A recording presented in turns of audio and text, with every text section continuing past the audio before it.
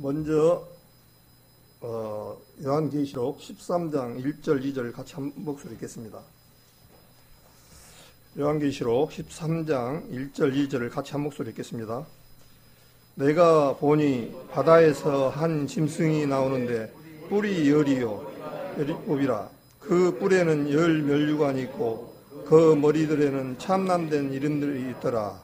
내가 본 짐승은 표범과 비슷하고 그 발에 없는 감 같고 입에 사자의 입 같은데 용이 자기의 능력과 보좌와 큰 권세를 그에게 주었더라. 네, 오늘 우리 성도님들도 이렇게 나와서 같이 교제하니까 너무 반갑습니다. 우리 성도님들 요즘은 어떻게 다들 사시는지 궁금하기도 하고 또 어떤 마음으로 임하고 있는지를 모르겠습니다. 아마 보고 느껴지는 것이 다 같으리라고 봅니다. 참 우리가 듣지도 못하고 겪어보지도 못한 일 때문에 지금 마스크를 쓰고 저도 이렇게 형식적으로 이렇게 가리고 있지만은 참 이게 어려운 시기에 접어들었습니다. 또 이게 갈수록 느껴지는 부분들이 매스컴에서 통해서도 하나님의 말씀을 전하기가 굉장히 어렵고 우리가 신앙생활을 하는데 어려운 시기에 접어들었다고 합니다. 요즘 저는 이렇게 교회 뉴스를 들을 때마다 리플을 한 번씩 쭉 흩어가요. 그러면은 교회에 하나님을 믿는 사람들이 공공의 적이 됐더라고요. 왜 모이지 마라 하는데 모이고 말을 안 듣냐. 하나님을 믿는 사람이 솔선수범해야 되는데 그런 얘기들 굉장히 많이 해요. 그래서 지금 국가에서도 아시다시피 부패, 예식장, 장례식장, 그 다음에 교회가 어떻게 보면 코로나의 위험 지역으로 선포가 됐습니다. 그래서 이제 느껴지는 부분들이 뭐냐면 아마 우리 나이 드신 분들은 그럴 거예요. 가족들 잘 거시는 분들은 부모님들 교회 가지 말라고.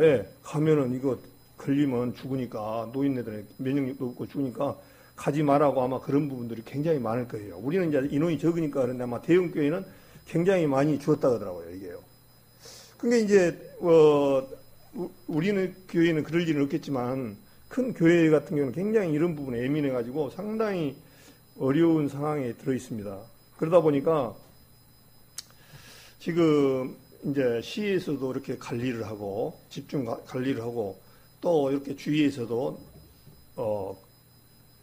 이 보는 시각이 굉장히 안 좋은 눈으로 오히려 예를 들어서 얼마 전에는 장례식장, 예식장 갔다 오면 격리하고 이렇게 했는데 교회에 갔다 오면은 똑같이 그렇게 취급을 하는 거예요. 그러다 보니까 이 앞으로 우리 구원받은 성도인들이 정신을 차리고 마음을 굳건히 먹고 나가야 되지 않느냐 그런 생각이 됩니다. 이게 마음이 좀 흐려지면요 굉장히 신앙생활을 하기 편한 시대가 접어들었어요. 주일날 부담이 없죠. 어떤 요즘 거리 뛰라 그지 먹는 것 그지 그러니까 교회 안 나와도 너무나 편할 수가 있어요. 근데 이거는 반대로 역으로 생각하면 하나님 편에 생각하면 굉장히 위험하고 우리 구원받은 사람들의 그 모습이 잘못 길로 갈 수가 있습니다. 참 양면성이 지금 있어요. 어떻게 하면 교회가 또한 지탄에 받을 수가 있는 반면에 또 교회가 우리가 할 일이 또 많습니다. 그렇기 때문에 이거를 잘 지혜롭게 잘 해야 되지 않느냐 그렇게 생각이 되집니다. 그러다 보니까 지금 대형 교회들을 또 보면은 굉장히 영상으로도 예배도 본 데도 있고 여러 가지 있는데 전도 집회를 했다가도 취소도 하고 그러다 보니까 이제 말씀을 전하는데 굉장히 어려운 시대에 이렇게 접어들지 않느냐 그렇게 생각이 되집니다. 아모스 8장 갑자기 생각이 나더라고요. 날이 이를지라 땅에 기근을 보내리니 양식이 없어 주림이 아니요 물이 없어 가람이 아니요 여호와의 말씀을 듣지 못한 기갈이라. 그 말씀 기억나실 겁니다. 아모스 8장에 이제 이런 때가 온다는 거예요. 그러니까 이제 잘못 오면은 어떤 일까지 가냐면은 나중에는 제 생각이 교회도 이제는 이 코로나가 안 잡히면은 아마 허가제 내지는 감독관청하에 열 수 있는 조건을 갖춘 교회만 예배바로 아마 이렇게까지 가지 않을까. 제가 느낍니다. 이거는 이렇게 되지 않을까. 그런 생각도 들어요.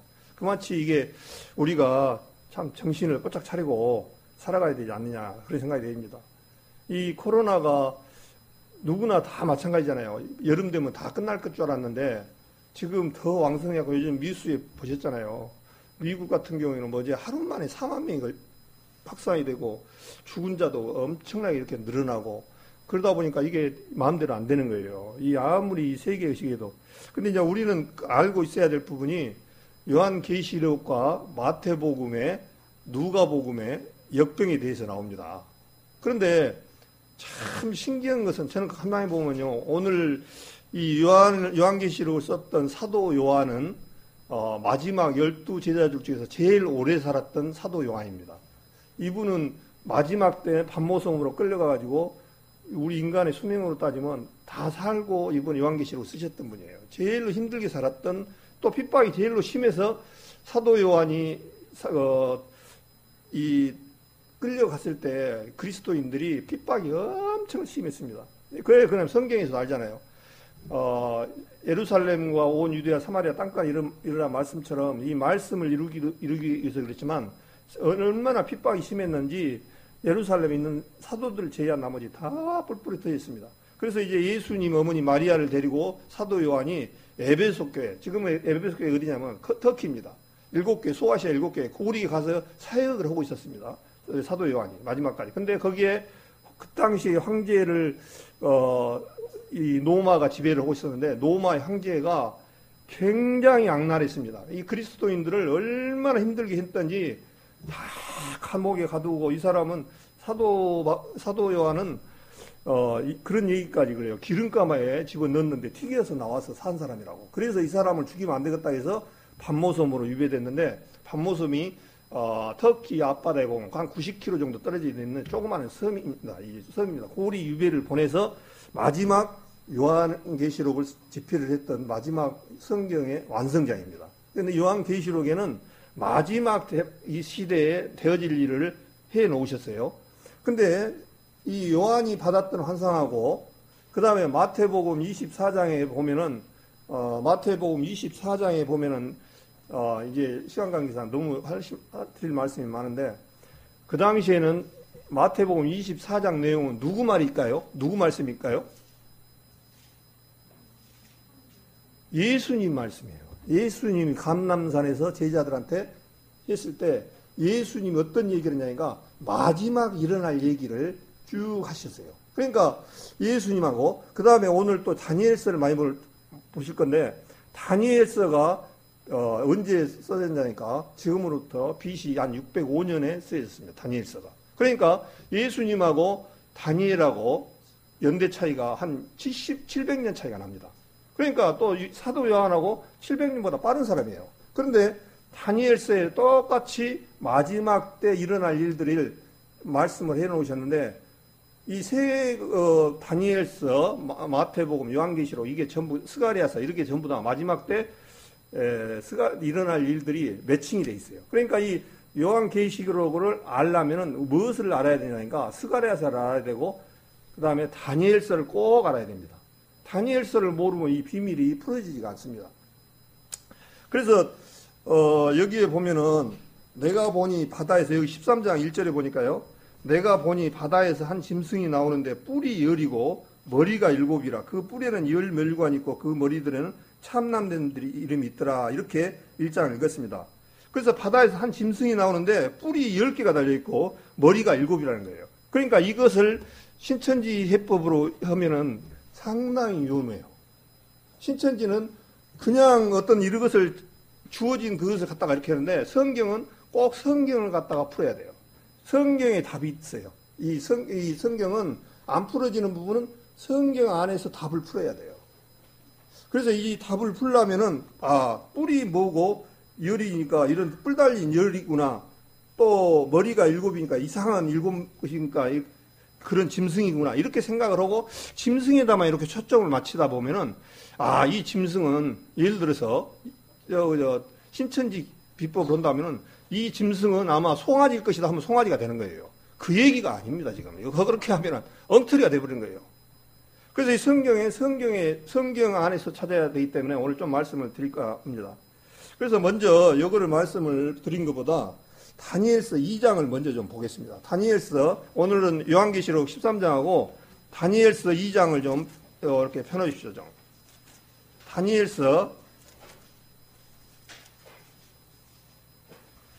다니엘서를 다 이 설명을 하다 보면 시간이 너무 또 이게 많이 들어가기 때문에 대충 제가 말씀을 드리겠습니다. 다니엘서는 아까 제가 말씀한 대로 다니엘서 꼭 우리 나이 드신 분들은 재미가 없을 거예요. 역사적이고 또 이렇게 어려운 부분이니까. 근데 우리 젊은 학생들이나 청년들은 꼭 다니엘서부터 요한계시록 이런 부분들은 체크를 해가면서 이제 성경 공부를 해야 돼요. 왜냐하면 하나님 아는 사람들은 이 다니엘서를 알아야만이 요한계시록이 풀어지고 요한계시록을 알아야만이 마지막 시대에 알 수가 있어요. 그래서 이 다니엘서에 제가 이제 말씀을 드리면 이 다니엘서의 첫 번째 이 내용은 꿈을 꿨는데 꿈을 꾼 사람이 누구냐니까 느부갓네살 왕입니다. 그 당시 바벨론, 지금의 이라크 땅에 바벨론이라는 나라가 그 당시 지배를 하고 있었습니다. 근데 이 바벨론의 느부갓네살 왕은 얼마나 포악하고 능력이 있는지 어마어마했다면 이 바벨론에 대해서 이라크 땅에 이 바벨론 지역의 이 인터넷상에나 읽어보면은 그분을 바벨론 느부갓네살 왕을 꺾을 수가 없는 그런 구조였어요. 얼마나 성이 크고 탄탄하게 맺고 이것을 자기 성을 침범을 못하기 위해서 티그리스 강이라든가 그쪽에 강을 그쪽으로 흘러서 바닷물을 이 강물을 건너야만이 자기 성을 침공할 수 있게끔 요새를 만드는 것이 바벨론의 그 당시 이 성이었습니다. 그 당시 그렇게 지배하고 있던 바벨론이었습니다. 그런데 이 바벨론이 이스라엘 백성들이 말을 안 듣고 그러니까 세 차례 들어서 침공을 해서 606년에서 586년 동안 20년 동안 이스라엘 백성들을 잡아갑니다. 근데 잡아가는데 한 번에 잡아가는 것이 아니라 3차에 걸쳐서 잡아갑니다. 1차에 잡아갔던 사람이 누구냐니까 이 오늘 봤던 다니엘입니다. 그래서 다니엘은 이 앞에 말한 대로 시흥이 많은 나이에 잡아간 거예요. 근데 어떤 사람들만 잡아가냐니까 그 나라에서 이스라엘에서 머리가 굉장히 영특하고 똑똑하고 잘생기고 한 사람들만 4명을 딱 잡아갔어요. 근데 그 중에서 다니엘이 굉장히 똑똑하고 유했습니다. 그래서 그때 다니엘이 이제 잡혀가가지고 이제 다니엘이 왜 이스라엘 우리는 이렇게 어려움만 겪고 있는가 보고 있으니까 생각을 주님께 이상을 준 거예요. 그래서 서책으로 가가지고 서책이라는 게 이스라엘에서 가져온 이 바벨론이 이스라엘을 잡아갈 때 사람도 잡아가고 모든 기명들 제사법에 썼던 그 기명들 모든 것을 책과 모든 걸 다 가져갔어요. 그러다 보니까 거기 서고에 가서 책을 읽어보니까 에레미야에서를 읽어보니까 에레미야에 70년이 차면 이스라엘 백성들이 다시 돌아온다라고 얘기를 읽은 거예요. 그래서 이제 다니엘이 하루는 이제 꿈을 잡혀가가지고 있는데 바벨론의 느부갓네살 왕이 꿈을 꿉니다. 꿈 얘기하면 어제 나도 꿈을 꿨는데 누가 어쩌더라. 우리 성도님들이 그런 꿈을 여기다 비교하면 안 됩니다.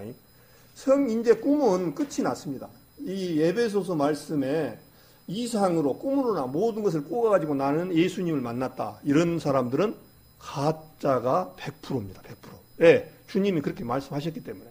그래서 에베소서 말씀에 이제는 우리 여기 잡으시고 에베소서를 잠깐 보고 가겠습니다. 에베소서 여기를 잡고 에베소서를 한번 보겠습니다. 혹시 꿈에 사람들이 좋아하는 분들이 많아요. 굉장히. 특히 장로교 같은 경우에는 굉장히 많습니다. 꿈을 꿨는데 뭐 천국을 갔다 왔다 하고 굉장히 많은 사람들을 유혹을 하고 그렇습니다. 근데 그것이 잘못됐다라고 하는 것을 성경에서 그렇게 말씀을 하고 있어요. 에베소서 3장입니다. 우리가 너무나 많이 봤던 얘기인데 3장 3절부터 제가 읽겠습니다. 에베소서 3장 3절. 여기 아까 다니엘서는 잡으시고 곧 계시로 내게 비밀을 알게 하신 것은 내가 이미 대강 기록한 것 같으니 이것을 읽으면 그리스도 비밀을 내가 깨달은 것을 너희가 알 수 있으리라.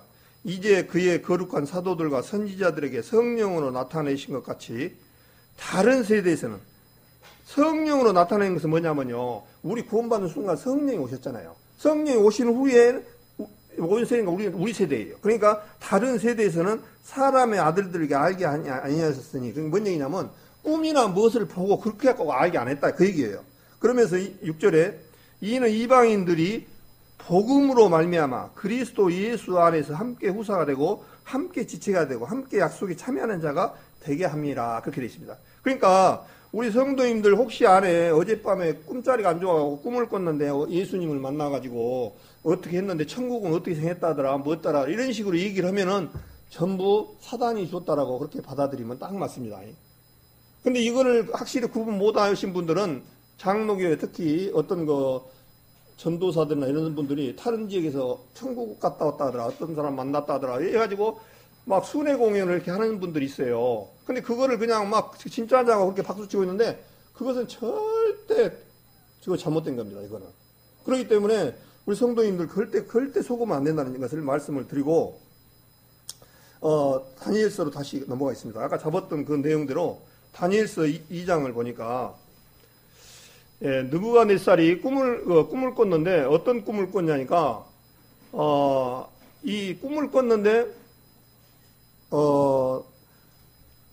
머리가 금머리고, 그 다음에 은으로 된, 그 다음에 철로, 그 다음에 두 다리가 갈라져서 이 10발가락이 반은 진흙이고 반은 철이라 이런 꿈을 꾼 거예요. 근데 이제 이 잡혀갔던 사람들 중에 어떤 얘기를 하냐면은,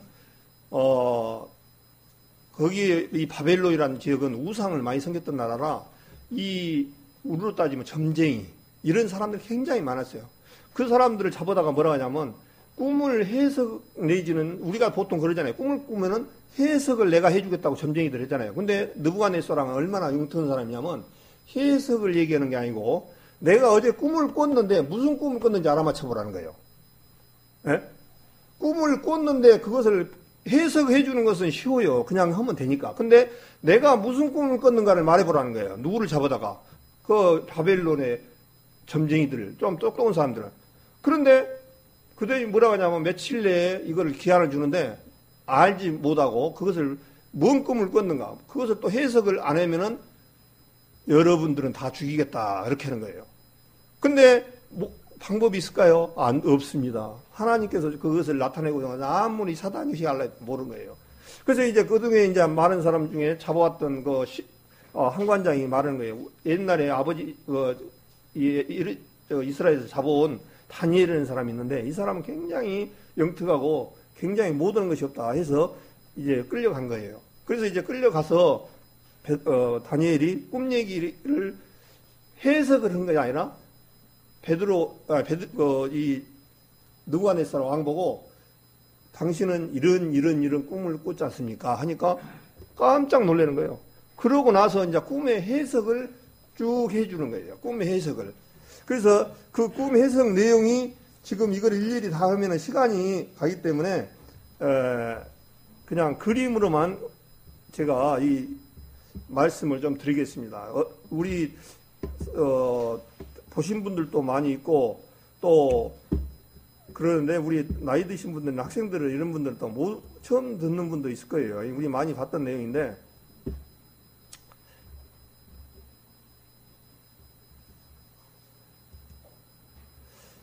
자, 느부갓네살이 꿈을 꿨는데 어느 꿈 꿨느냐니까 이 다니엘서 2장을 우리 이제 한번 읽었잖아요. 이 왼쪽에 머리가 순금이고 이 팔하고 이 배까지가 은이고 그 밑에 그 다음에 철로 된 다리, 그 다음에 철과 진흙이 이렇게 섞어진 다리, 그 다음에 돌멩이 하나를 이렇게 이 환상을 봤던 거예요. 근데 이걸 환상을 푸니까 성경에서 우리 알아야 될 것이 이거는 역사책에도 나오고 이건 그냥 성경만 나온 게 아닙니다. 그래서 이 세상은 하나님 편에서는 이 세상을 몇 가지로 나누냐니까요.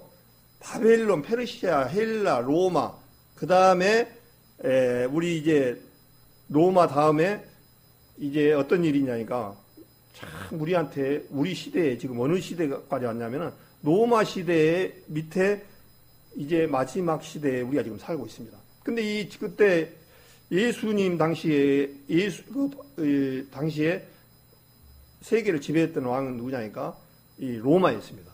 근데 우리 성도님들 기본적으로 이거는 꼭 아시기 바랍니다. 바벨론 느부갓네살 왕이 페르시아 바데 메사한테 패해서 나라가 망하고 그 다음에 페르시아가 헬라 제국에 망합니다.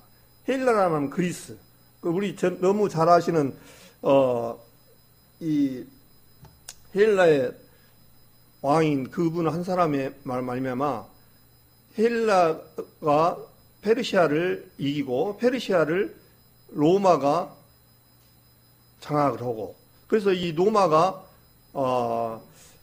이 AD 395년에 분열이 됐다는 건 뭐냐면요, 이 사람 다리가 왼쪽 동로마하고 서로마하고 갈라진 사건이 일어납니다. 동로마하고 서로마하고 바꿔져요. 근데 이제 476년에 서로마가 멸망을 하고 동로마가 1453년에 터키 오스만 트르크에 의해서 멸망을 당합니다. 우리 여영이 형제랑 금방 알겠죠? 역사 공부를 해놔서. 예. 로마가 두 나라로 쪼개져서 결국엔 로마가 이 세상에서 사라져 버립니다. 그래서 지금까지 로마가 사라지다가 중요한 내용이 오늘 성경에서 이 로마를 잘 기억을 하셔야 됩니다. 이 우리하고 밀접한 관계 있고 이 세계가 앞으로 로마를 바라봐야 됩니다. 예, 거기서 결론 얘기 드릴게요. 적그리스도가 나옵니다. 적그리스도가 나오는데 이 적그리스도를 우리는 이 세상에 성경에서는 적그리스도가 이 로마가 멸망을 했는데 그러면 언제 로마가 부활해야? 그래서 지금은 로마가 부활을 하는데 이 1453년에 로마가 동로마 제국까지 멸망을 했는데 지금 우리 시대에 사는 시대에 로마가 지금 이제 부활을 합니다.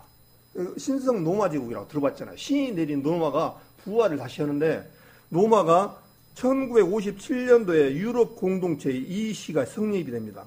그 다음에 1991년도에 EC가 유럽 공동체를 형성하고 그 다음에 EC가 EU로 바뀌어지죠. 지금. 그래서 지금 와서 이름을 EU는 들어보셨잖아요. EU 공동체. 혹시 EU 들어보시지 않는 분이 있나요?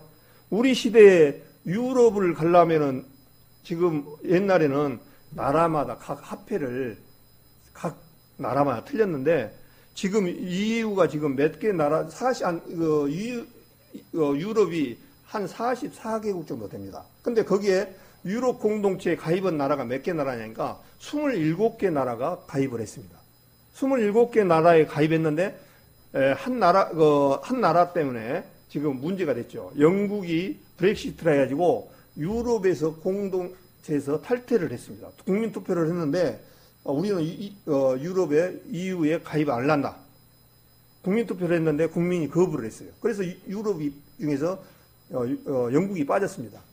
근데 왜 빠졌는가 이렇게 보니까 영국이라는 나라가 유럽에서 제일 강한 나라가 독일, 영국, 프랑스, 이탈리아입니다. 근데 이 네 나라들은 세금을 많이 내요. 그러다 보니까 영국이라는 나라가 계산을 해보니까 세금만 많이 나고 우리는 혜택이 없어.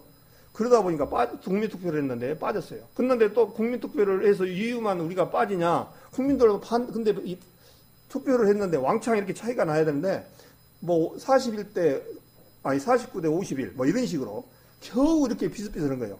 그러니까 이제 그 유럽에 빠지니까 어려운 부분들이 굉장히 많은 거예요. 그래서 이제 영국이라는 나라가 지금 갈등에 들어 있습니다. 근데 이제 우리는 성경은 하나님을 믿는 사람들이잖아요. 결국에는 EU에 가입을 할 겁니다. 예, 성경이 그렇게 돼 있으니까. 그래서 이제 결국은 EU가 부활하는데 지금 우리 시대에 부활을 딱 했습니다. 그 얘기는 뭔 얘기냐? 적그리스도와 주님 오실 날이 얼마 안 남았다는 그런 얘기예요. 그러니까 우리하고 연관이 있고 우리 시대에 있는 거예요. 그래서 지금 다니엘서 신상을 보면 인터넷이 어디가 보면 굉장히 많이 나왔는데 다니엘서 2장에 나와 있는 내용이 이런 신상을 받고 그 다음에 다니엘서 7장은 어떤 얘기냐면요. 이 사자같이 생이 바벨론 제국을 여기를 사자로 표현을 했습니다. 바벨론을. 그 다음에 페르시아는 곰으로 표시했고 헬라를 표범으로 이렇게 표했습니다. 그 다음에 로마는 10뿔 가진, 이제 아까 읽었던 10뿔, 머리가 7이고 뿔이 10인 나라를, 그런 이상한 나라를 로마로 표기를 했습니다. 그래서 이 세상이 어떻든 간에 이렇게 쭉 흘러왔어요. 근데 어디에서 이 세상이 끝이 나냐니까 이 로마에서 끝이 납니다. 근데 우리가 지금 로마가 유럽이 통합하는 시기에 지금 우리 시대에 지금 우리가 살고 있습니다. 어쨌든 간에 다가왔어요. 그런데 지금 아마 하나님께서 조금 이렇게 늦추시지 않는가 그런 얘기가 한번 들어요. 왜 영국이 브렉시트에 빠졌을까 그런 생각도 들어가고. 그래서 이제 문제는 뭐냐니까 유럽이 통합이 되면은 어떠냐면은 거기서 이제 적그리스도가 나온다는 거예요. 근데 제가 말한 게 아니라 성경에서 말하고 있으니까 이게 정확하다는 거예요. 제가 말했으면 너는 알도 못해. 택도 없는 얘기야. 근데 성경에서 그렇게 말씀을 하고 있단 말입니다.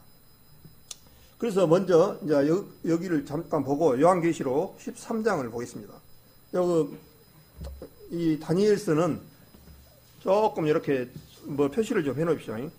그래서 요한계시록 13장을 내용은 지금 어떤 내용이냐면요. 지금 요한계시록 13장 내용은 이제 7년 대환란의 후 3년 반에 해당되는 그런 내용입니다. 그렇게 이제 머릿속에 좀 아시고. 그래서 여기에서 보니까 내가 보니 바다에서 한 짐승이 나오는데 뿔이 열이요 머리가 7이라 그 뿔에는 17관이 있고 그 머리들에는 참남된 이름들이 있더라. 그렇게 되어 있습니다. 그러면 여기서 뿔이 10이고 머리가 7인 이것이 무엇이냐 이거예요. 그냥 신천지처럼 그냥 짐승이니까 그냥 염소 그렇게 해가지고 성경을 볼 겁니까? 그게 아니잖아요. 그래서 여기서 보니까 여기서 먼저 요한계시록 13장을 봤었으니까 그 한 장 옆에 요한계시록 12장에 보겠습니다. 요한계시록 12장 3절에 제가 읽겠습니다. 하늘에 또 다른 이적이 보이니 보라 한 큰 붉은 용이 있어 머리가 7이요 뿔이 10이라 그 여러 머리에 7멸관이 있는데 그 꼬리가 하늘 별 3분의 1을 끌어다가 쭉 얘기를 한 거예요. 근데 여기 보니까 머리 7하고 뿔이 10이 여기 누구냐니까 여기 뭐라고 되어 있습니까? 붉은 용이라고 되어 있습니까? 용이 뭐지요? 사단이잖아요, 사단. 그러니까 결과적으로 이 뿔이 10이고 머리가 7이라는 것은 짐승을 얘기하는 것이 아니라 나라의 왕을 의미하고 나라를 의미합니다. 그러니까 여기에 뿔이 10이고 머리가 7이라는 것은 사람과 나라를 의미한다. 그렇게 생각을 해 주시기 바랍니다. 그래서 지금 요한계시록 12장 3절에 있던 머리가 7이요 뿔이 10인 이거는 무엇을 의미하냐니까 용이 지금 머리가 7이고 뿔이 10이라 그렇게 이해를 하시면은 굉장히 빠릅니다. 그래서 그러면은 이제 정확하게 더 심도 있게 가려면은 여기를 놔두시고 아까 다니엘서를 다시 가겠습니다. 다니엘서 7장을 보겠습니다. 다니엘서 7장을 아까 다니엘 7장을 딱 그렇게 뭘로 준비를 해 놓으십시오.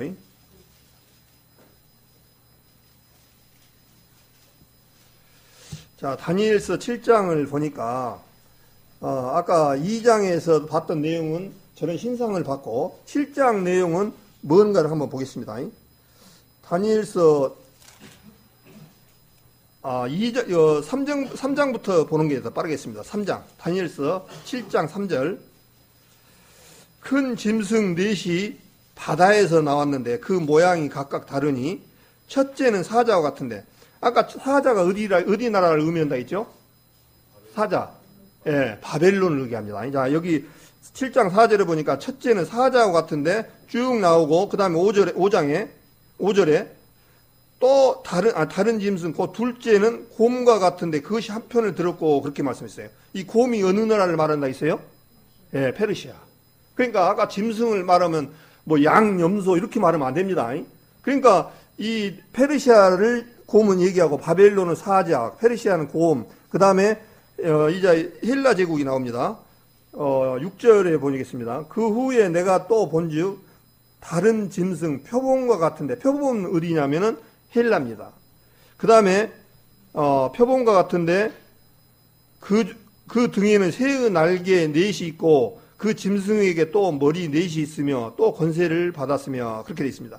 여기 표범은 헬라라고 그랬죠. 그래서 이 표범이라는 것, 헬라라는 것은 알렉산더 대왕이 이 헬라를 통일한 후에 33살 나이로 단명을 합니다. 그러니까 젊은 사람이 왕이 죽어버리니까 군부들에 의해서 4명의 군부들에 의해서 정치가 이루어집니다. 이 헬라가. 그래서 그 나라가 힘을 잃어가지고 그때 이제 노마가 침공해서 노마로 넘어가는 그런 과정입니다. 그래서 이 세계 모든 성경에서 말하는 것은 바벨론, 페르시아, 헬라, 로마 이 제국을 주님은 들어서 크게 이렇게 역사적으로 얘기를 하고 있는 거예요. 근데 이거는 역사적으로 정확하게 맞는 거예요. 성경뿐만 아니라 역사를 공부했던 사람들은 너무너무 정확한 거예요. 그러면서 이제 7장 7절부터 보겠습니다. 이 내용들이 중요한 것이 아니라 이제 노마를 우리 머릿속에 가만 놔둬야 돼요. 노마에 대해서 지금 계속 얘기합니다. 이제 왜 그러냐면 적그리스도가 거기서 나오기 때문에. 7장 7절 내가 보겠습니다. 내가 밤 이상 가운데 그 다음에 본 넷째 짐승은 무섭고 놀라우며 또 극히 강하며 또 큰 철의 이가 있어서 먹고 부서뜨리고 그 나머지 발로 밟았으며 이 짐승의 전에 모든 짐승과 다르고 또 10뿔이 있으므로 아까 10뿔이 나왔죠. 이 10뿔이 누구냐니까 노마라는 거예요. 노마의 10개 나라가 이제 그거를 얘기해요. 근데 이 노마는 다른 바벨론, 페르시아, 헬라보다 굉장히 강하게 얘기를 하셔요. 왜 그러냐니까 봐보십시오. 넷째 짐승은 무섭다는 거예요. 그 다음에 놀라우며 극히 강하며 또 큰 철 이가 있어요. 이빨이 뭘로 되니까 이빨이 되는 거예요. 먹고 부숴버린다는 거예요. 그 나머지 발로 밟아버리고. 그것은 뭘 말하겠습니까? 이 세상이 적그리스도 통치하에서 무참하게 이 세상 사람들 집아뿔 것을 얘기를 지금 하고 있습니다. 특히 지금 노마를 지금 계속 그래요. 그러므로 10뿔이 있으므로 그러잖아요. 그러니까 여기서 아까 넷째 짐승은 그렇게 나왔잖아요. 7절에 10뿔이 누구냐니까 노마를 얘기합니다. 노마가 이제 부활해서 그 중에 10뿔이 있는데 이 10뿔이라는 것은 10나라를 말합니다. 앞으로 EU가 지금 44개국 정도 되는데 지금 가입한 나라가 28개국에서 하나 빠져갖고 27개국으로 지금 영국 때문에 그런 걸로 알고 있습니다. 근데 이 나라들이 통합하면 나라들이 많으니까 이 44개국 나라들이 전부 내가 대통령을 해가지고 하면은 44명만 해도 나라가 어렵잖아요. 그런데 나라가 어려우니까 그 중에 10나라를 뽑는 거예요. 그 얘기예요. 그 중에서 똑똑한 왕들 10명을 뽑아갖고 거기서 의논을 나누는 거예요. 모든 회의를 그 나라 결정을 이루어가는 거예요.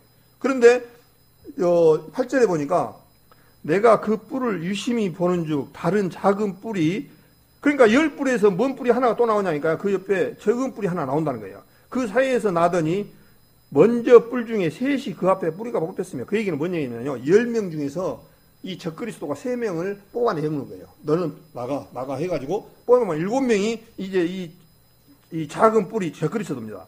그래서 셋이 그 앞에 뿌리가 뽑혔으며 이 작은 뿔에는 사람의 눈 같은 것이 있고 또 입이 있어 큰 말을 하였느니라.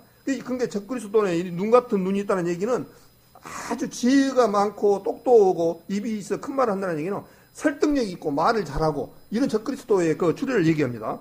지금 그 얘기를 지금 좀 하고 있으면서 지금 이제 9절부터는 주님을 들어서 얘기하고 있습니다.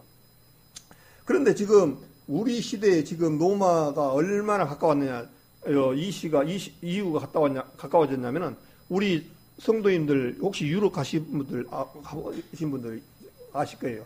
저도 유럽을 2번이나 가봤는데 정말 살기 좋습니다. 살기 좋은 나라가 역시 사단의 소굴이 되겠구나 하는 생각이 있어요. 지금 EU를 가면은요 좋은 점이 뭔지 아십니까? 국경이 없습니다. 국경이. 이 EU에 가입한 나라는 차를 몰고 아무 나라로 넘어갑니다. 오스트리아, 헝가리, 이쪽으로 그냥 프랑스, 독일 아무나 차로 끌고 넘어다닐 수 있어요. 한번 생각해 보십시오. 여기서 만약에 우리나라도 북한, 중국, 러시아 같이 묶어져 갖고 차 갖고 운전한다고 얼마나 신나지 않겠습니까? 북한 마음대로 넘어가가지고 금강산으로 해서 백두산으로 해서 러시아로 해서 유럽으로 넘어간다고 생각해봐요. 신나지 않겠어요? 그 유럽 사람들은 금요일까지 벌어가지고 금요일날 오후에는 돈을 들고 그냥 차를 끌고 나간대요. 그래가지고 아무 나라나 가는데 어떻게 가냐니까 물건이 제일 싼 나라에를 간대요. 가서 실컷 쇼핑하고 놀다가 트렁크에 이빨이 짊어지고 집으로 오면 기름값이 빠진대요. 근데 또 뭐가 좋냐니까 EU에 가입한 뒤는 세금 통관을 하면요 무사 통과예요. 그냥 우리 하이패스 있잖아요. 착착착착 다 빠져나가요. 그런데 EU에 가입 안 하는 나라는 오른쪽으로 돼요. 그러면 세관 검사를 다 해야 돼요. 그러니까 EU에 가입한 나라들은 살기가 그렇게 좋은 거예요. 근데 EU가 지금 어떻습니까? 경제가 화폐가 통합이 돼갖고 지금 세계 화폐가 기충통화가 제가 알기로는 달러하고 그 다음에 엔화하고 그 다음에 EU에서 쓰는 거하고 그 다음에 영국 파운드화가 이렇게 있습니다. 그런데 영국 파운드화가 이제 힘을 잃어가는 거예요. 예, EU가 이 화폐가 통합이 돼가지고 유럽에서는 달러하고 EU에 쓰는 유로 화폐만 이렇게 통용이 돼요.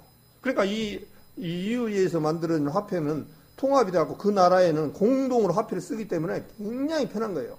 그 다음에 국경이 없이 이렇게 넘어다니니까 굉장히 편해요. 살기가 엄청나게 좋습니다. 예?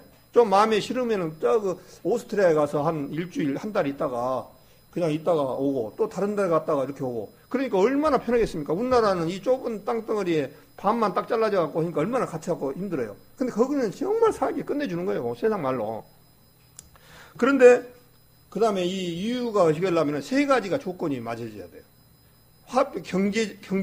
이건 화폐가 이미 거기다 맞춰지죠. 그 다음에 종교가 통합돼야 돼요. 근데 종교도요, 거의 통합 다 됐습니다.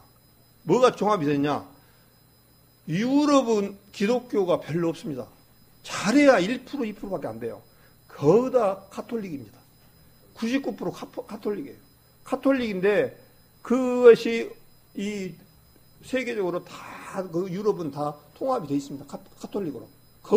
카톨릭이 거의 주류를 이루고입니다. 그런데 이 카톨릭의 성당에 보면은 어마어마합니다. 완전히 우람하게 지어놓고 봅니다. 거기에 또 이탈리아의 로마의 교황청에 가보니까 어마어마하게 잘 났습니다. 정말 이 교황청에 들어가는데 17,000원인가 21,000원인가 돈을 내야 돼요. 한 사람당. 돈을 쥐어 담습니다. 완전히. 근데 그 교황청에 들어가려고 문들이 있는데 그 문에다가요 줄을 섰어요. 아침 8시부터 들어가기만 했는데 한 2시간씩 걸려요. 이쪽에서 들어오고 그 돈을 계산해 보면 어마어마하겠대요. 어마어마하겠어요. 거기를 한번 들어가려고. 근데 그 안에 들어가 보니까 이 예배당을 얼마나 잘 지어놨는지 대리석을 한 가지 대리석이 없어요. 세계 각국에서 나오는 대리석을 다 가져왔다 하더라고요. 정말 색깔 있는 대리석으로 전부 치장을 했어요. 제가 이렇게 말을 하면은 조금 생각을, 뭔 말을 하려고 하는 분들 아실 거예요. 앞으로 거기가 제가 확정은 못하지만 성경의 로마의 이 마지막 적그리스도가 나올 확률이 굉장히 많습니다. 근데 이제 성경에서는 잠깐 보시고 예수님 때도 그랬어요. 요한복음 볼까요? 요한복음 5장을 한번 보겠습니다. 요한복음 5장에 보면은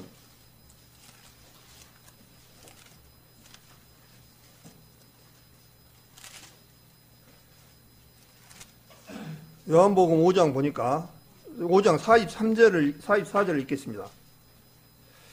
요한복음 5장 43절 44절 나는 내 아버지의 이름으로 왔으며 같이 읽겠습니다. 요한복음 아직 못 찾으셨나요?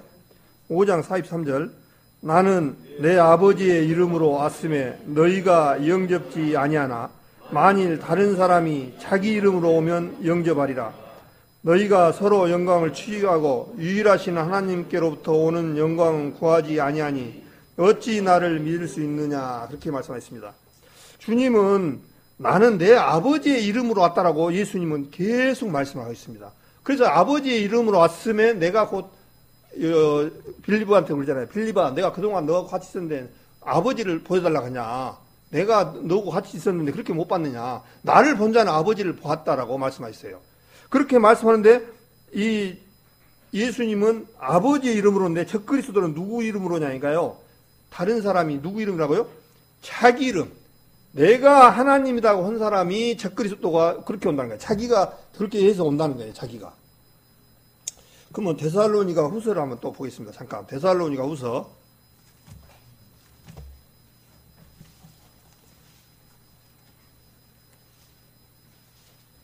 데살로니가 후서에 보면은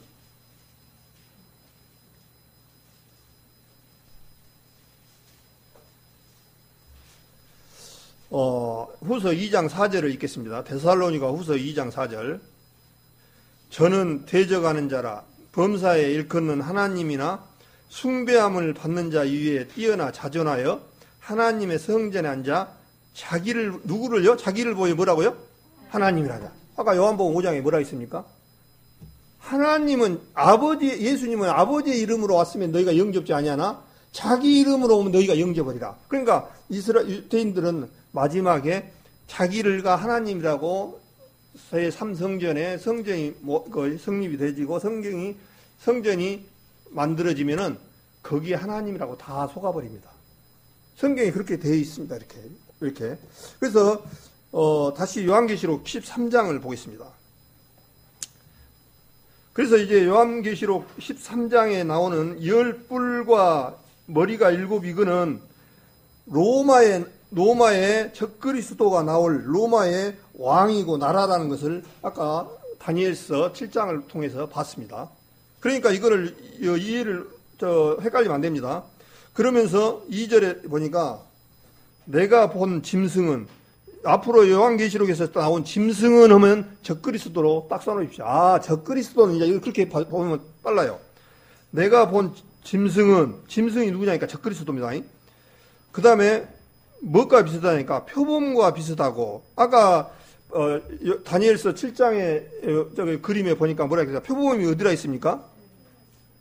표범이 어디라 있죠? 예, 헬라를 말했죠. 그 다음에 표범과 비슷하고 그 발은 곰의 발 같다 그랬습니다. 곰이 어디라 있죠? 페르시아. 예, 곰의 발 같고 그 입은 사자 입 같은데 사자가 어디라 있습니까? 예, 바벨론. 자, 근데 이 점승이 적그리스도는 이 세 나라의 힘을 다 가지고 있는 사람이 적그리스도로 나온다는 거예요. 다 가졌어요. 표범, 곰, 그 다음에 사자.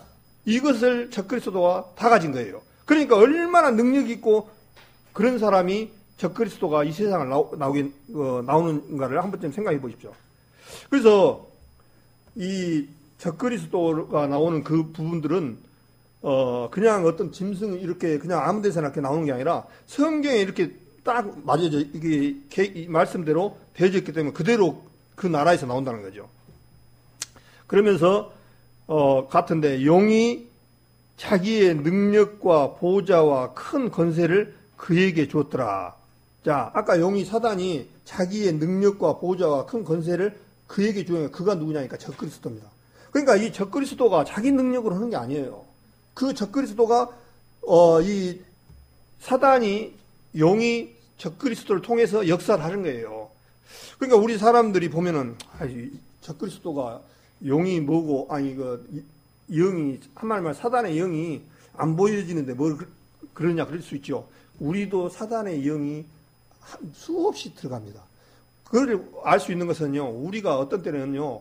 얼굴이 정말 천사 같은 있을 때가 있는 반면에 정말 천사 같은 얼굴이 순식간에 뭘로 바뀌냐 악마에 바꾸는 거 안 봤습니까? 아무리 순한 사람도요. 내 마음에 한번 휘저어보면요. 악마로 변합니다. 이 세상 천사 누구든지 마찬가지예요. 나는 그래 안 할 수 있어. 혹시 있습니까? 우리 마음 조금만 휘저어버리면요. 나는 20년 동안 달려는 몸이야. 달려놓고 나는 이것을 이겨낼 수 있어. 천만의 말씀입니다. 조금만 내 마음을 불편하게 하고 내 마음을 조금 쑤시면요. 얼굴이 우락부락하고 누가 그랬어? 나이가 그렇게 달하는 게 우리 인간이에요. 그것을 누가 하냐니까요. 사단이 하는 거예요. 우리 마음 가운데 불편하게 하는 것은요. 사단이 우리 구원받은 사람 안에도 들어갔다 나갔다 할 수 있어요. 그렇기 때문에 우리가 사단한테 속으면요. 오늘 주일날 그냥 집에서 쉬지. 가면은 코로나 때문에 지금 얼마나 힘든데 안 가도 할 말이 있어. 이런 식으로 사단은 자꾸 유익을 한 거예요. 그러나 하나님의 영은 어떻게 해야 합니까? 그래도 우리 귀한 성도님들 얼굴이라도 봐야지. 가서 교제도 해야지. 조금 어떤 말이라도 좀 마치 받아먹고 살아야지. 이런 마음으로 간단 말입니다. 그것이 우리가 구별이 될 수 있어요. 요한 1서에도 뭐라 했습니까? 사단이 이미 활동하였다는 거예요. 사단이 그 당시에도 있었고 지금도 있어요. 그런데 이제 마지막 사단이 하늘에서 쫓겨나는 일들이 일어나죠. 그 옆에 보니까 요한계시록 12장에 보니까요. 그대로 같이 있으니까 요한계시록 12장 8절에 보니까 7절부터 읽겠습니다. 하늘에 전쟁이 있으니 미가엘과 그의 사자들이 용으로 더불어 싸울세 용과 그의 사자들도 싸우니 하늘에 영적 전쟁이 있다는 거예요. 어떤 때? 7년 대후 환란 때. 그러면서 미가엘 천사들, 그러니까 이 하나님의 천사들하고 사단의 천사들하고 싸움이 있는데 이 천상에서 싸움이 있다가 어떠냐니까요. 하나님의 사자들이 이겨서 쫓겨나는 장면이 지금 여기 나오는 거예요. 용과 사자로 싸우나 이기지 못하여. 그러니까 사단이 이기지 못하여서 다시 하늘에서 저희 있을 것을 얻지 못한지라. 큰 용이 내어 쫓기니 옛뱀, 곧 마귀라고도 하는 사단이라고도 하는 온 천하를 깨난 자라. 땅으로 내어 쫓기니 그의 사자들도 저와 함께 내어 쫓기니라.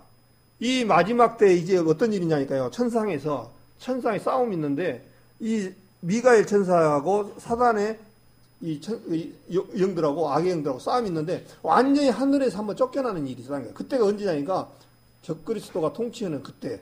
그래서 이스라엘 백성들이 창세 이후로 이런 환란이 없다라고 말씀을 하신 이유가 바로 사단이 땅으로 내려가기 때문에 이제는 사단의 영이 엄청나게 작용을 합니다. 엄청난 작용을 해요. 그렇기 때문에 이스라엘 백성들이 이 땅에 남아있는 백성들은 엄청난 고통을 받죠. 그래서 주님께서 뭐라고 그러니까 12절에 보니까 12장 12절에 용이 쫓기니까 어떤 일이 있냐니까요. 뭐라고 하냐면 그러므로 하늘과 그 가운데 거하는 자는 즐거워라.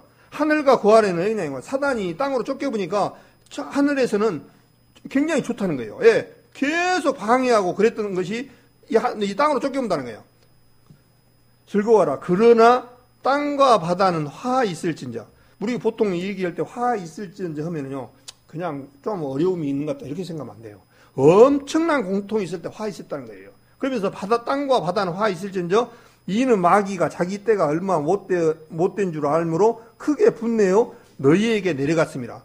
그러니까 이 땅으로 쫓겨오면서 사단이 뭐라면 너 땅에 온 놈들 내가 너희들 아주 박살 내겠다고 내려간 거예요. 그것이 뭐냐면 7년 대후 환란이에요. 근데 이것을 쉽게 이렇게 좀 표현을 부드럽게 냈어요. 얼마 못된 줄 알므로 크게 분내어 너희에게 내려갔습니다. 그렇게 됐어요. 근데 현대 성경에는 뭐라고 되냐니까 마귀는 제때가 얼마 남지 않은 것을 알고 몹시 화가 나서 너희에게 내려갔다. 이렇게 표현되어 있어요. 그러니까 이 사단이 하늘에서 전쟁에서 영적 전쟁에서 쫓겨나가지고 나올 때가 어디냐면 7년 대후 환란 때거든요. 그때 내려가가지고 땅에 있는 사람들 작살 내겠다고 화를 내고 내려갔다는 거예요. 그래서 하늘에 있는 사람들은 좋지만 즐거우지만 땅에 있는 사람들은 큰 화가 있다는 거예요. 그래서 이제 뭐라고 하냐니까요. 3절에 요한계시록 13장 3절에 그의 머리 하나가 상하여 죽게 된 것 같더니 죽게 되었던 상처가 나음에 온 땅이 이상히 여겨 짐승을 따르고. 이 짐승이 아까 누구라 했죠? 짐승이 누구라 했죠? 예, 짐승 나오면 무조건 적그리스도로 봐주시면 돼요. 그러니까 그의 머리 하나가 상하여 죽게 된 것 같아요. 이 사단의 삼위일체가 똑같아요. 성부와 우리 하나님의 삼위일체가 뭡니까? 성부와 성자와 성령이잖아요. 이 사단은 꼭 똑같이 하나님의 전체를 밟아요. 그래서 예수님께서 있는 것처럼 사단, 그 다음에 적그리스도, 거짓 그리스도. 이것이 삼사단이에요. 삼사단. 그러니까 똑같아. 똑같은 모습으로 이렇게 변형이 된 거예요. 그런데 예수님이 어떻습니까? 십자가에서 모습을 바꿔서 죽었다가 3일 만에 부활하셨잖아요. 그런 것처럼 사단도 어떤 일이 일어나니까 어떤 그 확실한 것은 이렇게 알 수 없지만 내용상으로 보면은 사단이 적그리스도가 한번 총으로든지 무엇으로든지 한 번쯤 누가 저격을 하는 그런 일이 일어나는 것 같더라고요. 그래서 어떤 일이냐니까 그의 머리 하나가 상하여 죽게 된 것 같더니, 그러니까 이 적그리스도가 죽게 된 것 같더니 죽게 되 상처가 나았다는 거예요. 그러니까 예수님이 죽은 것처럼 이 적그리스도도 죽은 것처럼 이렇게 했다가 정상적으로 그렇게 나은 거예요. 그러니까 나음에 뭐라고 하냐니까 온 땅이 이상히 여겨 짐승을 따르고, 여기 성경대로 뭐라 했습니까? 온 땅이 이상히 여겨 짐승을 따른다는 거예요. 짐승을 적그리스도를 따른다는 거예요. 그러면 내가 안 따른다고 해서 안 따르는 게 아니라 하나님의 말씀은 이루어지기 때문에 그대로 따른다는 거예요. 그 다음에 4절에 보니까 용이 짐승에게 권세를 주므로, 이 적그리스도가요 사람입니다.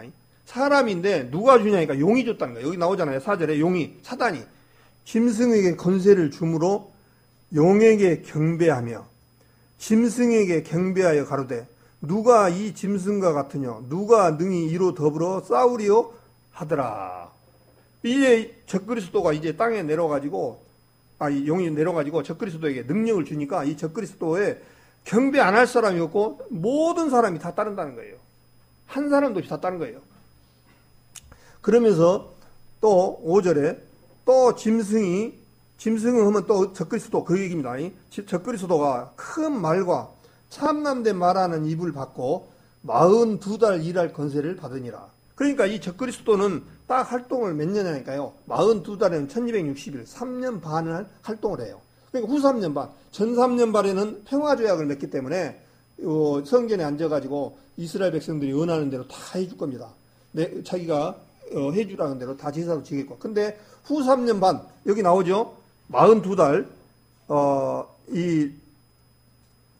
또 짐승이 큰 말과 찬만하고 42달 일할 권세를 받으더라. 42달이 3년 반입니다. 그래서 42달 일할 권세를 사단한테 적그리스도가 이렇게 받고 이제 3년 반 후 3년에 가면 어떤 일이냐니까 적그리스도가 이제 이스라엘 백성들한테 성전에서 제사도 못 지내게 하고 이제 모든 것을 방해를 할 거예요. 그때 이제 이스라엘 백성들이 이제 아는 거예요. 6절에 짐승이 입을 벌려 하나님을 향하여 해방하되 이 적그리스도가 입을 벌려서 하나님을 해방한다는 거예요. 이제 본색이 나오는 거예요. 후 3년에 그의 이름과 그의 장막 곧 하늘에 거하는 자들을 해방하더라. 그렇게 되어 있습니다. 또 7절에 또 권세를 받아 성도들과 싸워 이기게 되고 여기 성도들은 우리 이방인들을 얘기하는 게 아니고 유대인들 성도들을 말합니다. 유대인들은 14만 4천과 하나님을 열렬히 따랐던 사람들, 이 사람들하고 싸움이 있는 거예요. 이제 본색이 드러났으니까 유대인들이 어떻습니까? 안 믿죠. 그러니까 이제 뭐라고 했습니까? 성도들과 싸워 이기게 되고 각 족속과 백성과 방언과 나라를 다스리는 권세를 받으니 이 적그리스도가 이스라엘 백성들을 또 엄청나게 괴롭힐 뿐더러 각 족속, 백성, 방언과 나라를 다스리는 권세를 받았다는 얘기는요, 세계를 통치한다는 얘기예요. 그러니까 우리 지금 성경에 요한계시록에 나온 것처럼 그냥 유대인만 핍박인 것이 아니라 우리 이방인들도 엄청나게 핍박이 있다는 거예요. 그때 남겨진 사람들은 이제 뒷장에 나옵니다만 우리가 앞으로 적그리스도를 숭배하지 않고는 살아갈 수 없는 그런 시대가 옵니다. 그래서 이제 나라를 다스리는 권세를 누구한테 받으니까 사단한테 받은 거예요. 그러면서 8절에 죽임을 당한 어린 양의 생명책에 창세 이후로 농명되지 못하고 이 땅에 사는 자들은 다 짐승에게 뭐라고요? 경배하리라. 경배 안 하고는 살아갈 수가 없어요. 경배를 안 하고는 살아갈 수가 없다니까요. 나는 어떻게 해서 어떻게 숨고 어쩌고 그럴 수가 없는 그런 속에 살아간 거예요. 창세 이후로 농명되지 못하고 살아간다는 얘기는요, 휴거된 사람 제외한 나머지는 모든 이 세상 사람들은 누구였냐면 적그리스도 통치하에 들어가서 적그리스도를 안 섬기고 살아갈 수가 없어요. 아무리 능력이 좋고 이 세상에 파워가 있더라도 살아갈 수가 없습니다.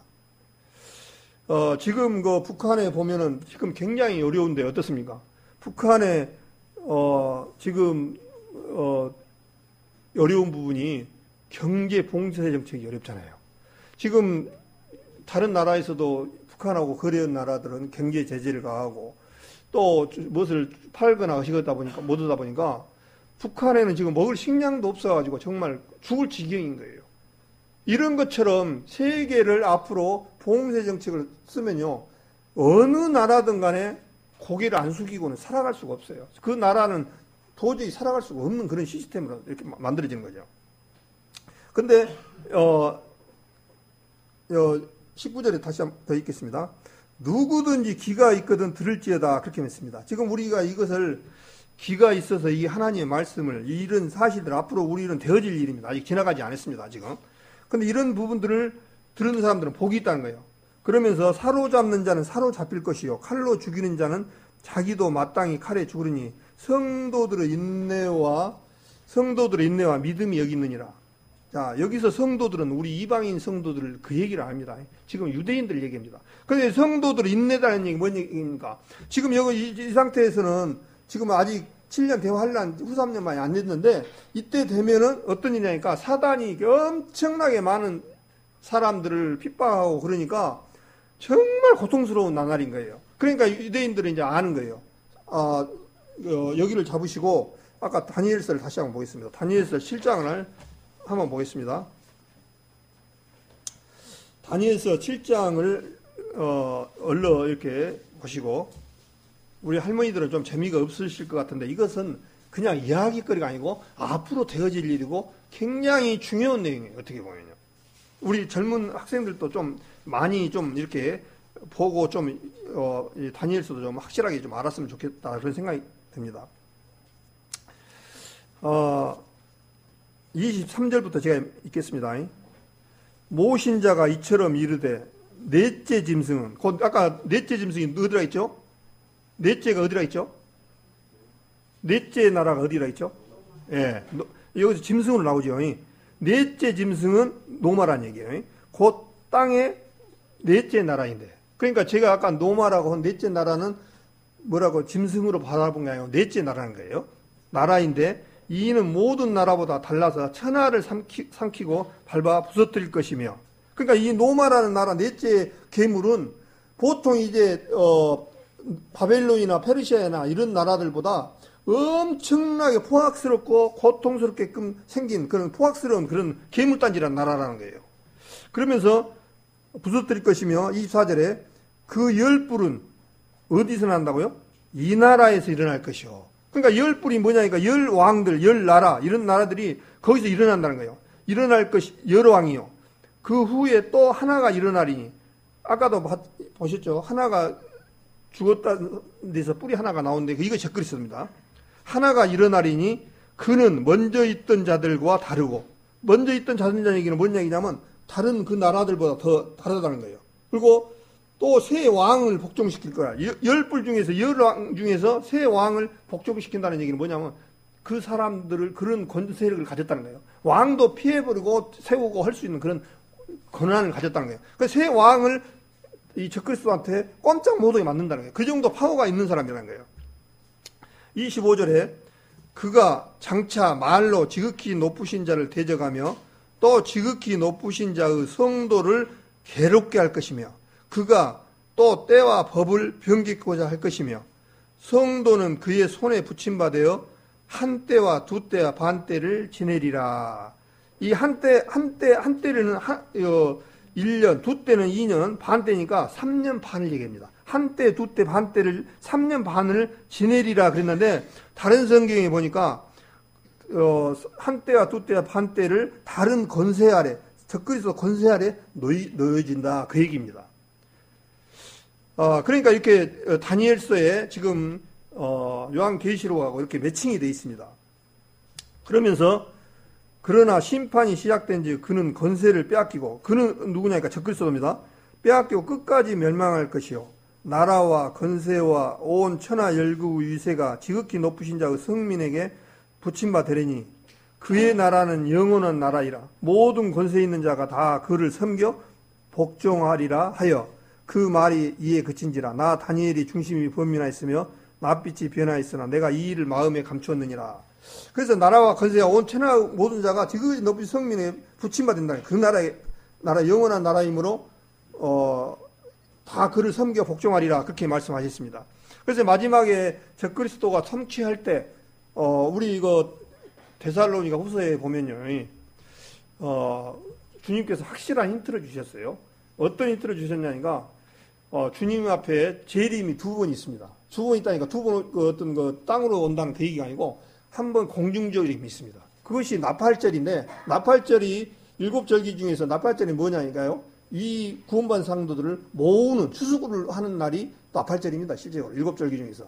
그래서 나팔을 분다는 것은 모든 사람들을 구원받은 사람들을 불러 모아서 공중으로 끌어올리는 거예요. 공중재림. 그 공중재림이 있은 후에 7년 동안 우리는 구원받은 사람들은 어떤 일이냐니까 내가 어떻게 하나님 앞에 살았냐에 대한 호인잔치 때 심판을 받고 7년 대환 잔치를 벌릴 때 지상에는 어떤 일이냐니까 전 3년 반과 후 3년 반에 한때와 두때, 3때, 세때에 그 놓여 있는 거예요. 이때 엄청난 핍박이 있는 거예요. 그러니까 이 때를 면하기 위해서 주님이 어떤 일을 해 놓으셨냐니까 공중 들림을 해 놓으셨어요. 그래서 주님께서 7년 대환란 3년 후 3년 반 때 주님이 그때 감람산에 내려오십니다. 감람산에 오시겠다고 했어요. 그래서 데살로니가 후서에 아까 읽었잖아요. 데살로니가 후서를 다시 한번 더 읽겠습니다. 데살로니가 후서에 확실한 답을 그렇게 주셨어요. 이 성경에서 데살로니가 후서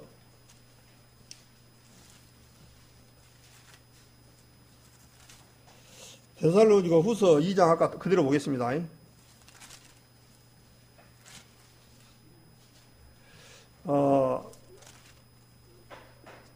1절에 보니까 그리스도 강림하신가 우리가 앞에 끊임에 가야 쭉 얘기하시면서 3절에 보니까 누가 아무렇게 하여도 너희가 미혹하지 마라. 먼저 배도하는 일이 있고 저 불법의 사람, 이 적그리스도를 뭘로 표현했냐니까요. 배도하는 일, 불법의 사람, 멸망의 아들 이렇게 표현이 됐습니다. 저 불법의 사람, 멸망의 아들 다 누구냐면 적그리스도를 얘기하는 거예요. 먼저 어떤 일이 있냐니까요. 배도하는 일이 있고 성전에 앉아서 내가 하나님이라고 하는 배도는 있다는 거예요. 그러면서 저 불법의 사람, 멸망의 아들이 나타나기 전에는 이르지 아니하리니. 뭔 얘기냐면 적그리스도가 성전에 앉아서 내가 하나님이다라고 통치를 엄청나게 할 때 그때 이제 7년 혼인잔치가 끝나서 지상으로 감람산으로 내려온 장면입니다. 이거는. 그래서 먼저는 우리는 들림을 먼저 받고 이제 적그리스도 통치하에 들어가면은 이제 하나님께서 삼성전에서 적그리스도가 자기가 하나님이라고 3년 반 동안 엄청난 핍박을 가할 때 그때 이제 끝날 무렵에 주님께서 감람산에 오시겠다라고 한 말씀을 하시는 거예요. 그래서 4절에 저는 대적하는 자를 범사를 일컫는 하나님의 숭배함을 받는 자 위에 뛰어나여 자존하여 하나님의 성전에 앉아 자기를 보여 하나님이라 하느니라. 이때 이제 주님께서 감람산에 오시겠다는 거예요. 그래서 이것은 성경에 우리 공중 들림은 실제로 주님이 언제 오실지 확실히 알지 못하지만 오시는 것은 어떤 일이 감람산에 오시는 것은 적그리스도가 나온 후에 나오시는 것은 확실해요. 이게 성경은 문맥상. 이거는 여지가 없습니다. 틀릴 여지가 없어요. 이거는. 그래서 이제 적그리스도가 마지막에 감람산에 그렇게 오셔서 이제 거기서 심판을 민족 심판과 여러 가지 심판이 있으신 다음에 천년왕국으로 이어지는 그런 과정입니다. 그래서 이제 다시 요한계시록 13장에 보겠습니다. 사로잡는 자는 사로잡힐 것이요 칼로 죽이는 자는 자기도 마땅히 칼에 죽으리니 성도들의 인내와 믿음이 여기 있느니라. 이 얘기가 뭔 얘기냐면요. 마태복음 24장에 뭐라 했습니까? 끝까지 견디는 자는 구원을 얻으리라. 그렇게 돼 있잖아요.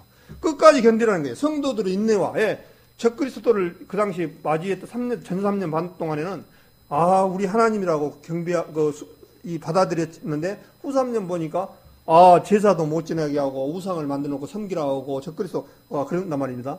그러니까 이제 거기서 이제 이스라엘 백성들이 이제 안 거예요. 그러다 보니까 이제 이스라엘 백성들이 그때는 뭐라고 했습니까? 이제 이양했으니까 마태복음 24장을 보겠습니다. 여기는 요한계시록 13장은 그대로 놔두시고 마태복음 24장을 보겠습니다.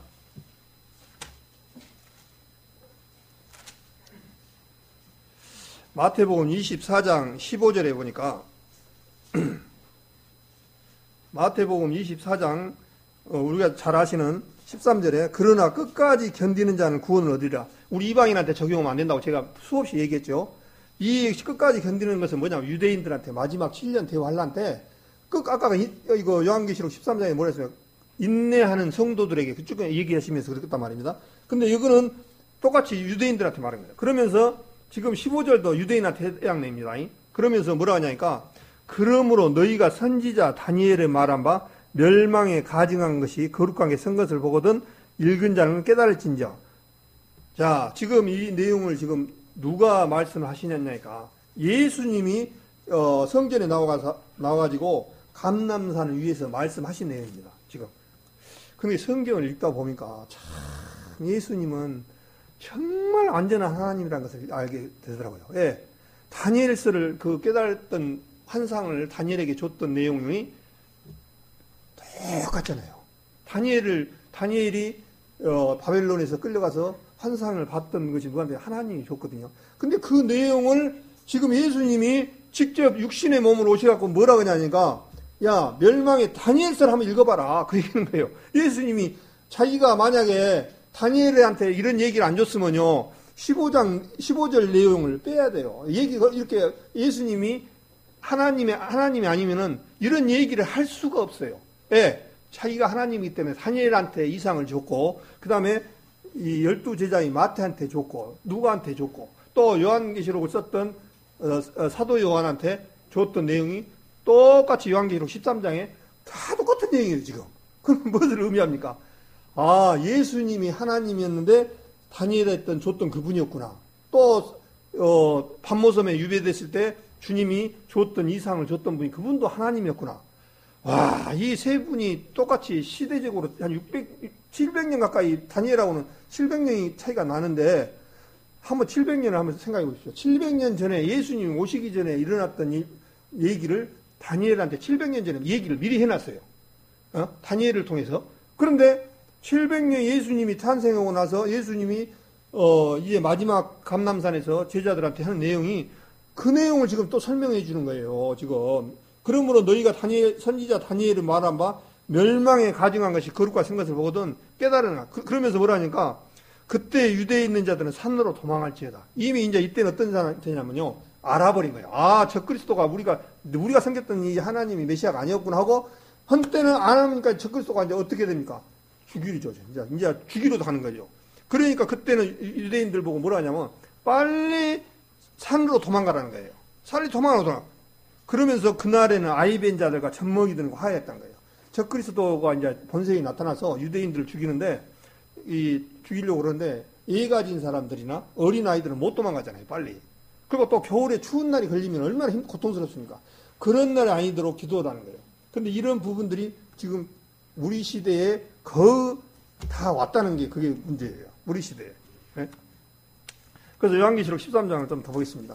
시간도 좀 더 되어가는데 좀 모르신 분들은 흥미가 좀 없을 것이고 조금 그럴 거예요.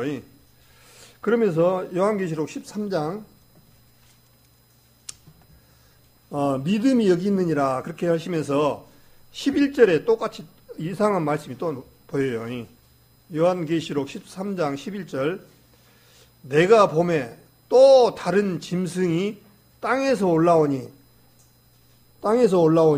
새끼양같이 두 뿔이 있고 용처럼 말하더라. 그렇게 말씀하셨어요.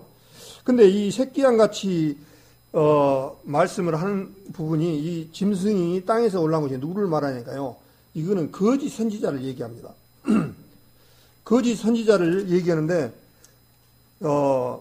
제가 아까 삼위일체 말씀하고 사단의 삼위일체를 말씀드렸잖아요. 사단의 삼위일체가 요한계시록 16장에 보면 나옵니다. 요한계시록 이거 잡으시고 요한계시록 16장 13절을 한번 보겠습니다. 요한계시록 16장 13절 또 내가 봄에 개구리 같은 새 더러운 영이 용의 입과 용이 나오죠. 그 다음에 짐승의 입과 짐승이 누구라 있습니까? 적그리스도.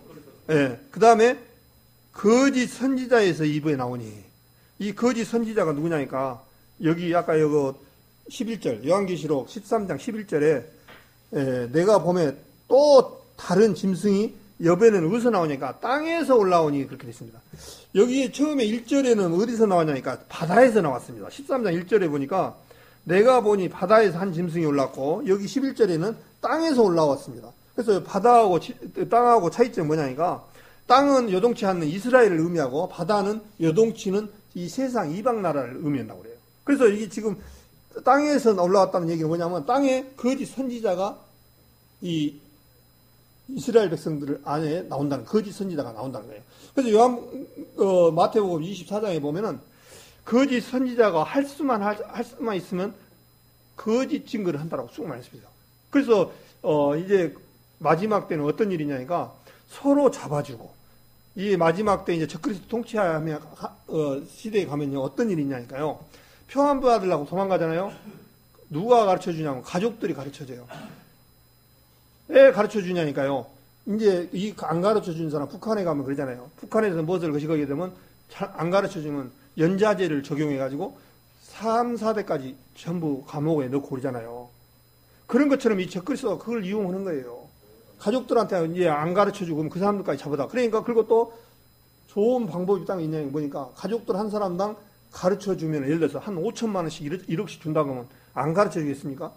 우리 친척 누구 저가 숨어 있는데 살짝 해주면 5천만 원 받는다. 1억 받는다고 가르쳐 준다니까요. 북한이 지금 그러잖아요. 중국이.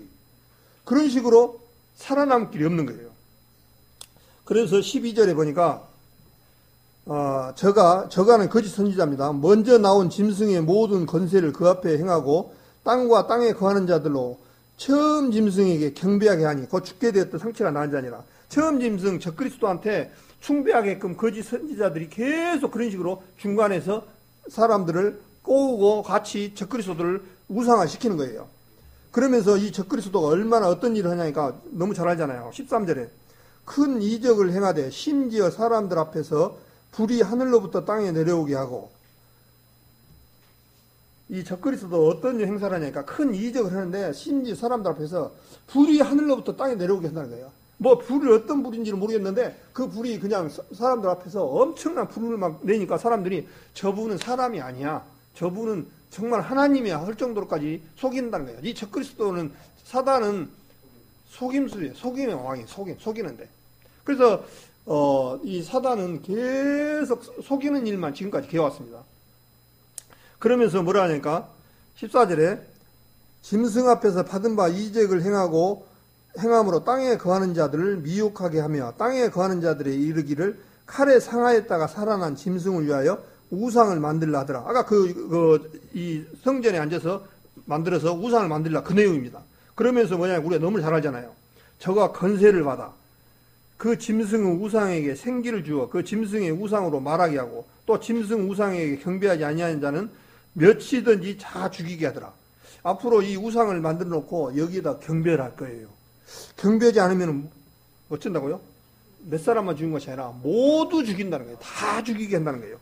그 다음에서 16절에 잘 알잖아요. 저가 모든 자, 곧 작은 자나 큰 자나 부자나 빈궁한 자나 자유한 자나 종들로 그 오른손이나 이마를 표를 받게 하고 누구든지 이 표를 가진 자에게는 매매를 못하게 하니 이 표는 곧 짐승 이름이라 그 이름의 수라. 저희가 여기 있으니 총명이 있는 자는 그 짐승의 수를 세어보라. 그 수는 사람의 수니 666이라 그렇게 되어 있습니다. 그래서 이제 마지막 우리가 너무나 잘 아시는 내용, 이제 표받는 시대는 후 3년 반, 그야말로 고통스러울 때 어떤 일이 있냐니까 이 세상 사람들에게 무조건 표를 안 받으면 상거래를 하지 못하는 그런 일이 일어납니다. 이 상거래가 하나만 못 산 게 아니라 모든 상거래를 하지 못한 거예요. 여기 뭐라 했습니까? 작은 자나 큰 자나 이 세상에 권세 있는 자나 작은 자나 부자나 이건희 아들도 대신 또 현대 가족들도 다 이 표를 안 받으면 표를 자기 상품을 살고 파고 살는 그 일을 못하게 한다는 거예요. 그러면서 부자나 빈곤한 자나 자유한 자나 종들로 오른손이나 이마에 표를 받게 하고 너무나 잘 알잖아요. 이런 일들이 지금 우리 앞에 와 있다는 거예요. 그러니까 이제 우리가 성경에 이제 어느 정도 알았습니다. 할 때는 먼저는 이스라엘의 성전을 한번 우리는 쳐다봐야 돼요. 이스라엘의 성전이 앞으로 어떻게 되어가는가. 그 다음에 이시 유럽 공동체가 지금 어떻게 되어가는가. 이렇게 봐야 돼요. 근데 유럽이 지금 종교 통합이 거의 다 됐죠. 그건 카톨릭밖에. 그 다음에 경제가 지금 유로화로 지금 통합이 됐죠. 그 다음에 정치 통합만 되면 돼요. 정치 통합은 아까 말한 대로 10뿔이 나와서 그 중에서 한 뿔이 나오는데 한 뿔이 그 10왕들 중에서 3명을 갈아치우고 그럴 만한 힘이 있는 사람이 나온다는 거예요. 그 사람이 이제 적그리스도가 돼서 세계를 통치한다는 거예요. 이러니까 설마 그러려고. 근데 실제적으로 한번 생각해 보십시오. 유럽이 다 망했다가 지금 우리 시대에 부활을 했는데 유럽이 1991년대에 유럽이 지금 통합이 27개국으로 지금 다 되어갔습니다. 그런데 이제 몇 국까지 될지는 모르겠지만 어떻든 간에 유럽이 지금 이렇게 됐단 말입니다. 그러면 유럽에서 누가 나온다고 했냐면 적그리스도가 나온다는 거예요. 성경이 그렇게 분명히 이렇게 주님께서 찝어줬단 말입니다. 그런데 이런 일들이 우리 시대에 지금 너무나 가까이 왔다. 그것이 문제인 거죠. 너무나 지금 우리 시대에 가까이 왔다 보니까 제가 좀 이거 도표를 좀 보이실런가 모르겠습니다. 자, 옛날 구약 시대 예수님이 오신 초림, 그 다음에 이제 예수님이 죽었다가 3일 만에 부활하셔서 승천하신 후에 어떤 시냐니까 신약 시대 교회가 이루어졌습니다. 교회가. 그리고 이제 교회가 시대가 어떤 지금 우리가 지금 이 부분에 와 있습니다. 지금 우리가 지금 이 부분에 왔는데 공중 강림 곧 주님 앞에 우리가 들림을 받을 그런 시대의 마지막 때에 왔습니다. 근데 이제 그때 이제 들림을 받고 나면은 어떤 일이냐니까 여기 7년 대환란 빨간 병이 있습니다. 그래서 여기 보니까 전 3년 반, 후 3년이 있습니다. 전 3년 반에는 우리는 이때 어떤 일이냐니까 먼저 휴거가 들림을 받고 우리 이 세상에 남겨진 사람들입니다. 그러고 나서 이 3년 반 동안에는 적그리스도가 굉장히 우호적으로 사람들을 이렇게 이끌어갈 거예요. 그러다가 이제 후 3년에 어떤 일이 나냐니까 여기도 말한 것처럼 표를 받지 않는 사람들은, 우상에 경배하지 않는 사람들은 모조리 그야말로 모든 살아갈 수 없는 그런 시스템으로 가는 시기에 와 있단 말입니다. 그래서 지금 우리 시대가 아까 말한 대로 바벨론, 페르시아, 그리스, 그 다음에 로마도 제일 마지막 때 이 시가 지금 일어나는 그런 시대에 지금 살고 있는데, 우리 시대가 어떻게 보면 정말 그 마지막 시대에 우리가 지금 살아가고 있습니다. 그래서 이제 조금 제가 말씀을 다음에 좀 이제 이어서 말씀을 드리면은 지금 우리가 지금 이렇게 살아가는 것은 지금까지는 참 어떻게 보면 굉장히 살기 좋은 시대에 살았습니다. 근데 갈수록 좋은 시대는 없습니다. 이제 제가 봤을 때는 잔치는 끝났어요. 우리가 보통 보면 잔치가 하면 또 좋아하고 그러잖아요. 근데 이제 앞으로 많은 사람들 얘기들이 그러잖아요. 옛날로 못 돌아간다. 그 얘기가 뭔 얘기겠습니까? 좋은 시절로 못 간다는 거예요. 굉장히 어려운 불편한 얘기만 해요. 그런 분들도 계실 거예요. 그러나 불편한 것은 불편하더라도 있는 그대로 우리는 받아들이고 살아가야 돼요. 그래서 지금 코로나 어떤 분들은 백신을 그냥 금방 발표해가지고 막 이렇게 하는데, 그것이 이제 어떻게 될지는 모르겠지만 그것이 설령 교체가 되고, 아니 교체가 아니라 약이 나와가지고 된다 하더라도 또 다른 것이 나옵니다. 분명히 성경에 온역이 있고 역병이 있다고 말씀하셨기 때문에 이제 7년 대환란 때는 사람이 겪지 못한 그런 역병이 옵니다. 근데 그것은 도저히 사람이 해결할 수 없어요. 이 역병 마지막에 그 요한계시록 6장하고 누가복음 21장, 마태복음 24장에 그런 역병 얘기가 쭉 나오는데, 그것은 그냥 단순하게 그냥 감기 정도 그런 게 아니라 이런 보다 더 심한 것이 온다는 거죠, 앞으로. 그래서 지금 우리는 그나마 이제 소망이 있습니다. 어떤 소망이? 주님 앞에 들림을 받을 수 있는 소망이 있잖아요. 근데 갈수록 사람들이 휴거 얘기를 안 해. 옛날에 다민성교회에서 뭐랍니까? 몇 월 며칠 날 예수님 휴거한다고 해가지고 완전히 부도를 크게 맞아버려가지고 굉장히 얘기를 하면은 사람들한테 말을 안 들어. 그러니까 이 얘기를 해도 안 먹혀져. 그러니까 일반 교회에서도 지금은 휴거 얘기 잘 안 합니다. 그리고 또 공동체 이 얘기도 다니엘서도 얘기도 잘 안 해. 지금 있는 상황들만 그냥 좋게만 생각을 해. 하나님이 지켜주셔. 우리는 그냥 얼마든지 그냥 우리는 주님이 지켜주시니까 이 세상에서 잘 살 수 있어. 이렇게 어떤 얘기들을 쭉 얘기를 하다 보니까 일반 사람들은 아무 감각이 없이 살 수도 있습니다. 그러나 분명한 것은 좋은 시대보다는 안 좋은 시대로 흘러가고 있다는 사실. 이제 우리 구원받은 성도님들은 어떤 분들은 이제 환란을 전 3년 반은 겪는다, 또 안 겪는다, 여러 가지 한 세 가지 종류로 있는데, 제가 봤을 때는 우리가 알고 있는 지식이 그게 정확합니다. 실제적으로 주님께서는 우리가 그 피할 길을 주셔서 빌라델비 교회 교육에도 피할 길을 주셨다고 말씀을 하셨거든요. 그래서 또 이사야서 57장에도 너희가 환란 전에 이 주님께서 피할 길을 주셨다고 말씀하셨고, 그래서 우리는 참 축복이 받은 그런 시대에 살고 있다. 그런 생각이 되어집니다. 어제 이제 시간이 조금 12시가 넘었는데요. 저도 이제 아버님 어제 요양병원에 이제 전화가 왔어요. 이제 특별 면회를 해준다는 거예요. 이제 다른 게 아니고 이제 돌아가시기 시간이 다 됐으니까 한번 이제 마지막으로 보라고 가서 봤는데 참 시대에 참 가슴이 아프더라고요. 직접 이렇게 얼굴을 말대고 손도 좀 만져보고 좀 이렇게 해야 되는데 대면 보고라 해가지고 유리창 너머로 이렇게 보고 근처도 가지를 못하게 하는 거예요. 완전히 그냥 이 코로나 때문에. 그래서 성격이 이렇게 부모도 이렇게 직접 만져보도 못하고 가서 이야기도 좀 못 해보고 이렇게 오고 오니까 참 가슴이 아프더라고요. 그래서 그런 부분들이 지금 우리 시대에 암울하는 부분들이 굉장히 이렇게 많이 있지만은 우리 성도님들은 좀 이런 때일수록 사단에게 속지 말고 말씀의 믿음 안에서 붙들고 나가야 돼요.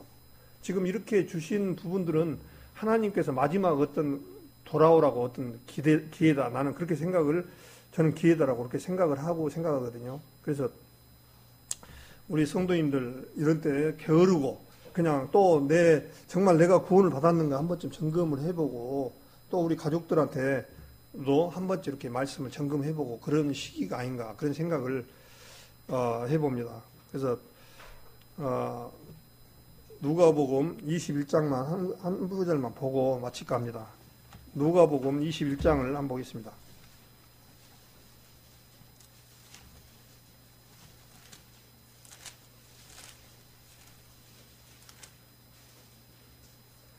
누가복음 21장 제가 읽겠습니다. 21장 34절부터 제가 읽겠습니다.